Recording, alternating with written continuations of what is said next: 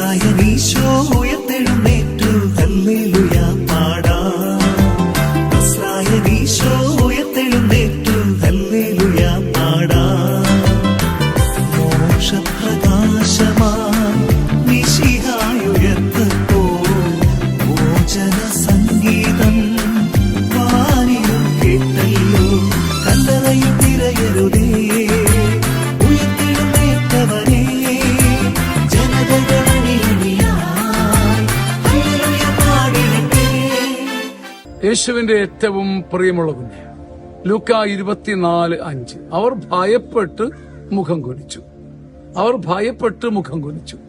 ദൂതന്മാർ അവരോട് പറഞ്ഞു, ജീവിച്ചിരിക്കുന്നവനെ മരിച്ചവരുടെ ഇടയിൽ നിങ്ങൾ അന്വേഷിക്കുന്നുണ്ട്. ഭയം നമ്മുടെ ചങ്കിന് പിടിക്കുമ്പോൾ, ജീവിതത്തിൽ പിടിക്കുമ്പോൾ നമ്മൾ കുനിഞ്ഞു കുനിഞ്ഞ് താന്നു പോകും. അക്കൂട്ടത്തിൽ ഈ വചനത്തിനകത്ത് വേറൊരർത്ഥം കൂടിയുണ്ട്. ജീവിച്ചിരിക്കുന്നവനെ മരിച്ചവരുടെ ഇടയിൽ അന്വേഷിക്കുന്നുണ്ട്.